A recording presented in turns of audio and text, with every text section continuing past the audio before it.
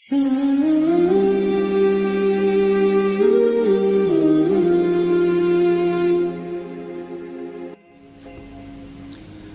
اکرم صلی اللہ علیہ وسلم نے ایک مرتبہ 3 دفعہ قسم کھائی،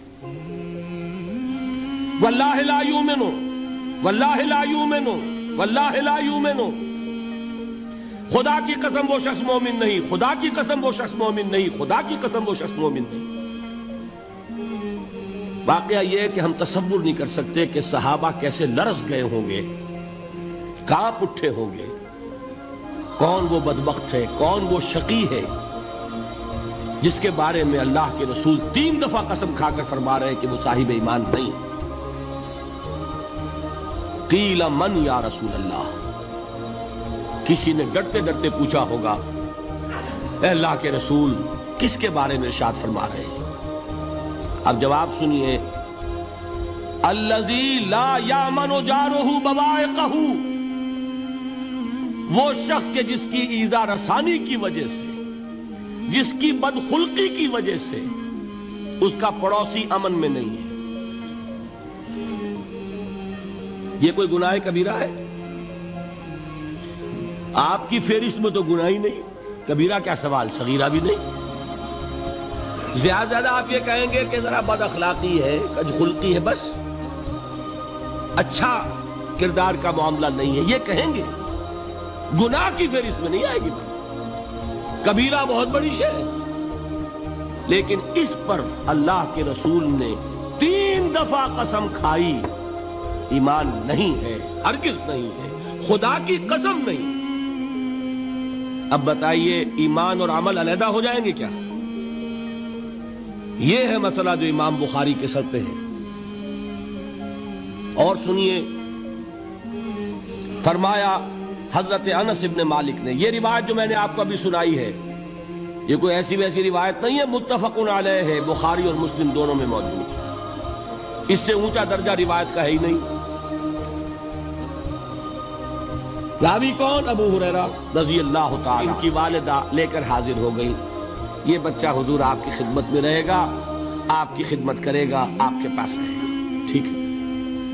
وہ حضور کے خادم خاص ہے، جیسے ذاتی کوئی ہوتا ہے معاملات میں مدد کرنے والا، خدمت کرنے والا، وہ ہے انس ابن مالک۔ چونکہ ان کا تعارف ہو گیا ہے رضی اللہ تعالیٰ عنہ، تو ایک بات پہلے اور سنا دوں، جو بچہ اپنے اس بچپن سے لے کر 9 برس کی عمر تھی جب آئے حضور کے پاس، انتقال کے وقت عمر کتنی ہوگی؟ 19 برس، 10 برس حضور کی خدمت میں رہے۔ پہلے تو حضور کے اخلاق کی جو گواہی وہ دے رہا ہے وہ اس کی زبان سے سنیے کہ میں 10 برس حضور کی خدمت میں رہا، کسی بات پر ڈانٹنا تو کجا، حضور نے کبھی مجھ سے یہ بھی نہیں فرمایا کہ اے انس تم نے وہ کام کیوں نہیں کیا۔ یہ ہے ایک آقا کی حیثیت سے محمد الرسول اللہ صلی اللہ علیہ وسلم کا اخلاق۔ اگر نہیں کیا خود کر لیا، کوئی ڈانٹ ڈپٹ نہیں، حالانکہ بچے ہیں، بچوں کو ویسے بھی ڈانٹ ڈپٹ دیا جاتا ہے، لیکن نہیں۔ اب ان صحابی کی ایک گواہی سنیے، قلما خطبنا رسول اللہ صلی اللہ علیہ وسلم الا قال، فرماتے ہیں کہ شاذ ہی کبھی ایسا ہوا ہوگا کہ حضور نے کبھی خطبہ ارشاد فرمایا ہو اور اس میں یہ الفاظ نہ ہو۔ الفاظ سمجھ رہے؟ جب بھی خطبہ دیتے تھے آپ یہ الفاظ ضرور فرماتے تھے، شاذ کبھی رہ جائے تو رہ جائے، قلما خطبنا رسول اللہ صلی اللہ علیہ وسلم الا قال، کیا فرمایا؟ لا ایمان لمن لا امانت له ولا دین لمن لا عہد له، جس شخص میں امانت داری نہیں اس کا کوئی ایمان نہیں، جس میں ایفاء عہد نہیں اس کا کوئی دین نہیں۔ بنا پھرتا ہو وہ دیندار، بنا پھرتا ہو وہ صاحب ایمان اور امتی حضور کا، امانت داری نہیں تو ایمان نہیں، ایفاء عہد نہیں تو دین۔ کس کا فرمان ہے؟ کسی آج کے زمانے کے مفتی کی بات نہ سمجھ لیجئے گا کہ جس کو آسانی سے آپ چاہیں تو رد کر دیں، یہ محمد الرسول اللہ صلی اللہ علیہ وسلم کا فرمان۔ اور سنیے، پھر ایک متفق علیہ روایت بخاری اور مسلم کی راوی پھر کون ہے؟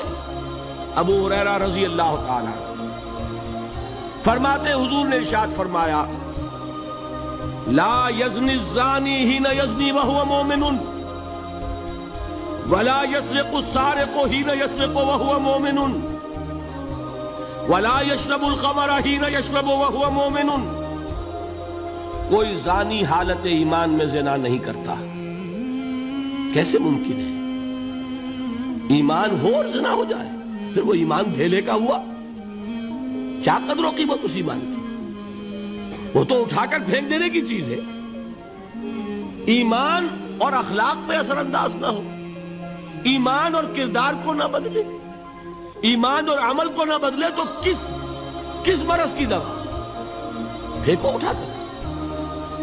نہیں ممکن کہ ایمان ہو اور زنا ہو، نہیں ممکن کہ ایمان ہو اور چوری ہو۔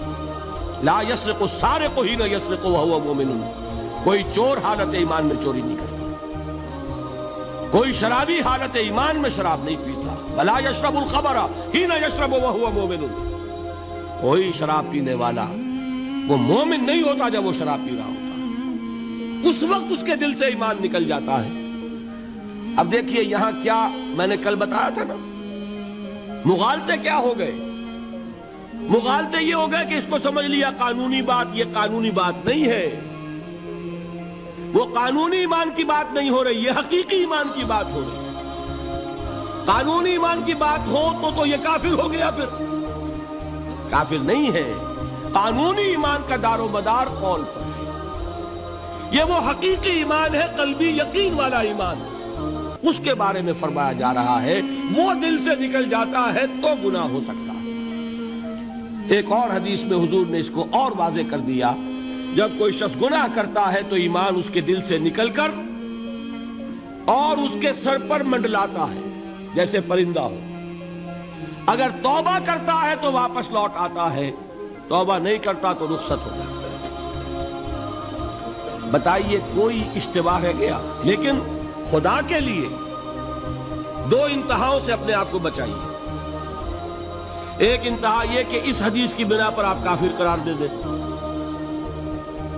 یہ غلطی کس سے ہوئی؟ کل بتایا تھا بھائی، کس سے؟ خوارج سے۔ خوارج سے یہی غلطی ہوئی۔ وہ فارسی کا ایک مصرع ہے کہ مردی و نامردی قدم فاصلہ دارد۔ یہ باریک جیسے بال کا سا فرق ہوتا ہے، لیکن زمین و آسمان کے نتیجے نکل آتے ہیں۔ انہوں نے ایسی حدیثوں کی بنا پر یہ فیصلہ کر دیا، پھر اگر ایمان نہیں ہے تو کافر ہے۔ کتنا یہ آسانی سے نتیجہ نکل آیا، ایمان نہیں ہے تو کافر ہے۔ لا ایمان لمن لا امانت لہو، کوئی شخص امانت میں خیانت کرتا ہے تو اس میں ایمان نہیں ہے، ایمان نہیں ہے تو کافر ہے، کافر ہے تو مرتد ہے، مرتد ہے تو واجب القتل ہے۔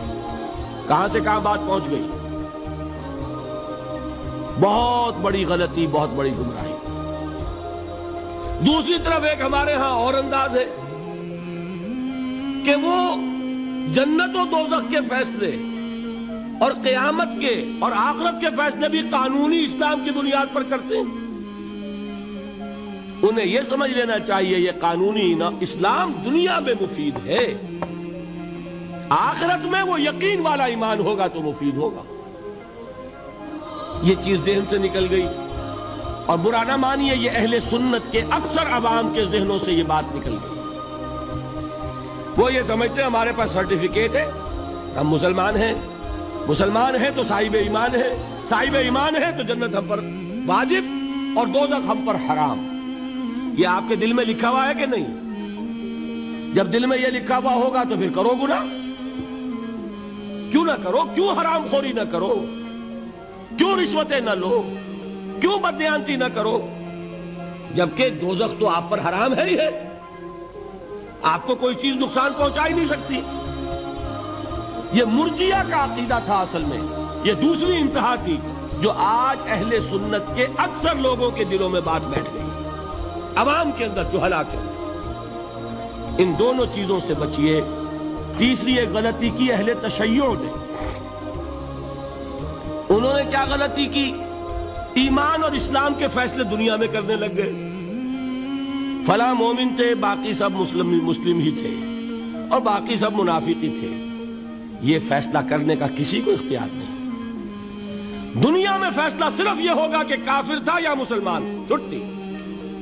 تیسری کیٹیگری آپ طے نہیں کر سکتے، اس لیے کہ قانونی اصطلاحات یہی دو ہیں۔ سمجھ لیجئے ان باتوں کو، مجھے کوئی دھواں دھار تقریر نہیں کرنی، بات سمجھانی ہے۔